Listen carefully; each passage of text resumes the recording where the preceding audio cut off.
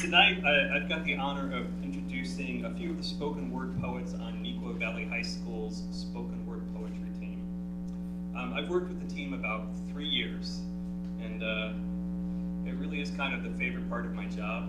I'm going to get a big head about this, aren't I? I get to hang out with some bright, articulate, and interesting kids who share my passion for writing. The kids that you meet on spoken word teams, at TWOP events or Louder Than a Bomb, and especially these guys, they do something great with their passion for writing. They use their talents, skills, and a lot of hard work. They take some confounding, painful parts of basically what it's like to be a teenager and some of the things that they're seeing in the world that make them angry, and they turn it into some really impressive art. Of course, some of the hard work happens in math or English class when they should be paying attention to their teachers, and sometimes it takes about a month for me to get one permission form for them to go on a field trip, but nobody's perfect. Next to me, we have Campbell, Sereen, Noah, and David, who are going to be performing tonight. How they're going to do this is they're going to come up one at a time, and they're going to kind of simulate what they would do in a Louder Than a Bomb spoken word competition. So they're going to get up, and they're going to say, "Hi, my name is." They're going to say their name. They're going to say the name of their poem. They're going to take about 10 seconds or so just to kind of center themselves, and then they're going to kind of belt out that poem.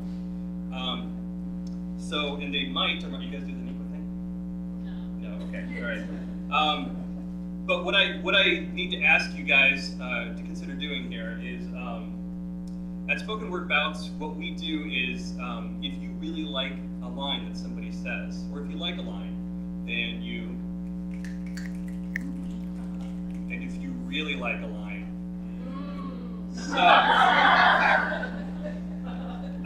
so do you guys want to try it real quick? If you like a line? All right, and then if you really like a line? So if you guys hear something that you really like tonight, feel free to do that. They kind of expect it, because they have a lot of really good lines. So we're gonna start with David, I think, right?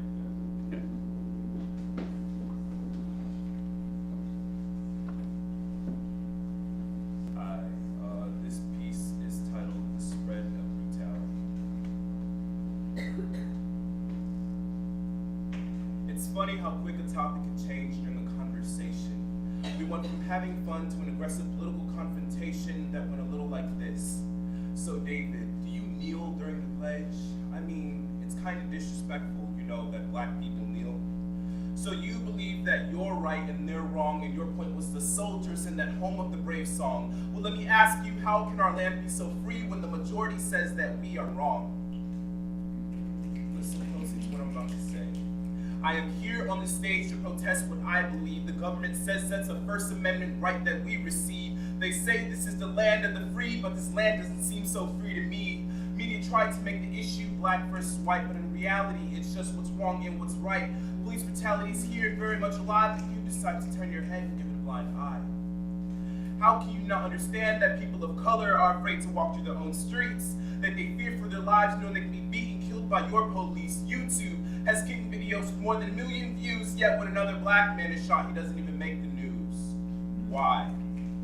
Why? Because murder has become a part of our daily lives, similar to how we check up on our shares, retweets, and likes. And those of you who are going home to Twitter to protest all lives matter, how can you say that when you're witnessing the same thing as me every time a black life shatters? Trayvon Martin, walking home from the candy store, could still be alive. Sandra Bland, killed in custody of police, didn't commit suicide, shouldn't have died. Freddie Gray, Natasha McKenna, Walter Scott, Christian Taylor, Eric Garner, Tamir Rice. People of color shouldn't be afraid of being alive, for a country to just open its eyes, come face to face and recognize black lives. America has a problem that we need to fix, not a problem, a disease. This country is sick.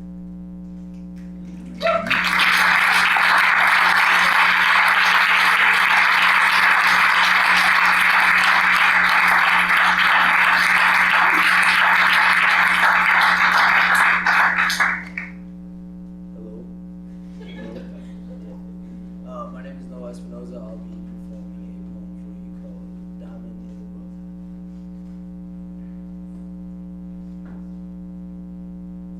There's something right before me that my eyes can't see. Other sides to the story that my mind can't read. I always find my feet looking up in my face when I stay stuck in my ways. It's like I'm running in place on my way to get to you. Still grounded by my inner roots, but now they just grow bitter fruits to taste when I don't get the truth. I admit sometimes my temper's shorter than an interlude, but it's hard to see the bigger picture with all these filters used. Infinitely stuck inside my mind, I run and twisted loose. Always want to change, but never getting unfamiliar moods. Maybe because I put this mask on.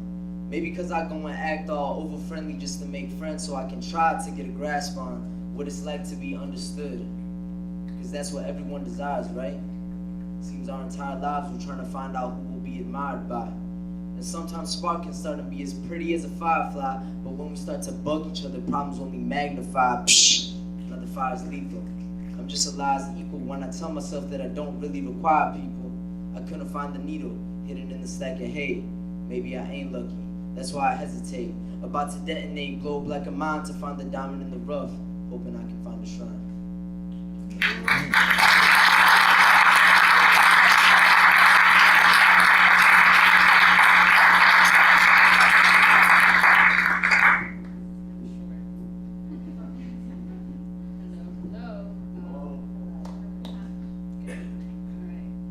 My name is Sereen Omer, and the title of my piece is Boy, If You Don't Get Out My Face right now, you thought I was done talking. Stop building this fantasy that the perfect girl is a silent one, an obedient one, forgets her identity because that's what boys like one. I'll only reject your assumptions like I'm about to reject you. Do you realize I can spot a guy that fetishizes my ethnicity in a split second? It takes me even less time to walk away. Yeah, I can speak 3 languages, but that only gives me more ways to say no. Honestly, your thirst is so strong, I'm starting to get dehydrated. Said you loved me forever, but really? Forever? Forever?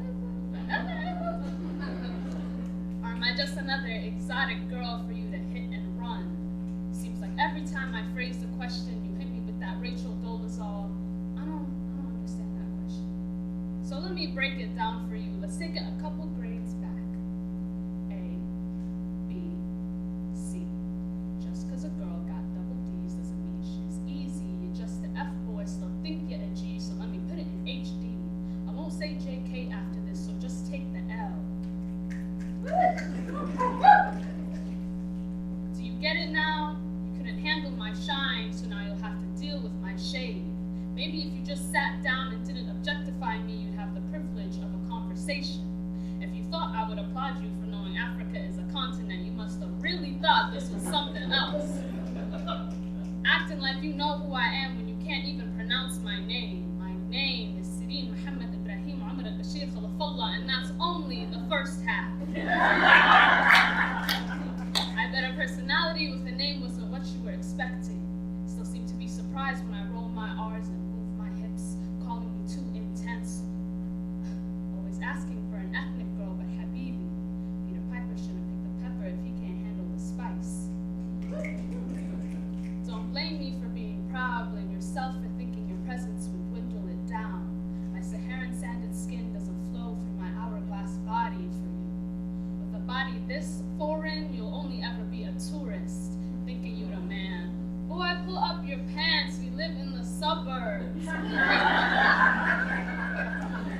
Acting like you got swag, when you're really just another crusty, dusty, musty, rusty, salty. Probably gonna cry after this because you know you faulty, but that's none of my business. I'ma sip my tea, let you understand that this body, this face, this mind never apologize or compromise for a boy like you. So boy, if you don't get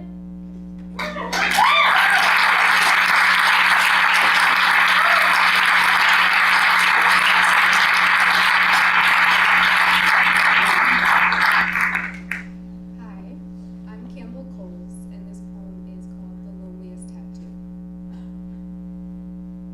2 months ago, a girl was dragged out of the bottom of a lake in Mexico. Her short hair tangled in nets, and the fishermen swore they felt something quiver in the underside of her skin. They asked me to verify the body because I was the only contact that you had left in your phone. So I flew to Mexico, the place you said you felt most free, and because I wanted to see the flat line before my own eyes. That day, even the word absence took on its own shape. The same way in which a ghost materializes in a room that you thought was previously abandoned. I memorized your heartbeat line by line. You once got a tattoo of the spikes of breath that showed up at the machine at the hospital. You inked it right on your forearm above the birthmark that looked like the blood of a grapefruit shot with a handgun. And I went with you that day. You told me you felt like the Big Bang, something that can never be proven that it existed. You had to burn to become a rarity that forever will remain a mystery, an underappreciated, exciting mess of insincerity. But I bet even the stars feel a certain melancholy sometimes. Maybe the same way in which the trees want to hang themselves from their own branches. But you became a dangling noose crafted by the leaves. You became a flat line, a contradictory statement to what was inked above your birthmark. I saw you fall in love with sadness, like it was a tangible thing. Something that you would hold in your hands and marvel at, like a glass full of fossils at a museum. And I always wanted to rip the jar right out of your hands. But sometimes, if you touch a person, you can burn holes in them with just your fingers. That's the power of a flame. And some matches always have to go out. If you're in love with sadness, I hope it breaks you, so you never have to go back to it again.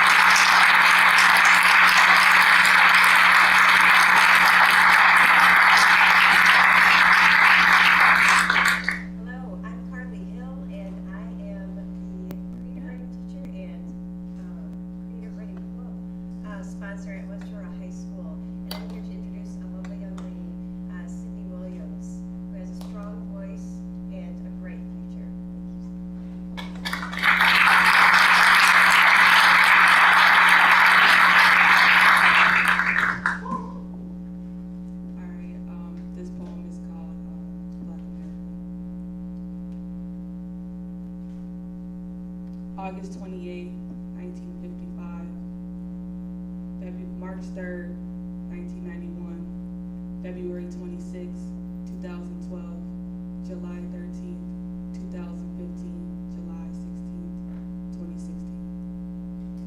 Emmett, Rodney, Trayvon, Sandra, Elena. What do these people all have in common? They were all harmed due to a threat due to the melanin they possess, but the real question is, who's next? It could be your brother, your mother, you they find.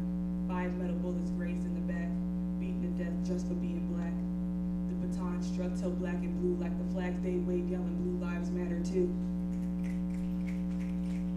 Asking honestly, wholeheartedly, are we really free? Land of the free, home of the brave. But maybe she would be alive if she didn't act so free. All men are created equal, all unless your skin has been kissed by the sun. Starting to feel like that dream deferred, that raisin in the sun. They even confess to using us for target practice. Hold on, you know what I find hilariously odd? How their ancestors brought mine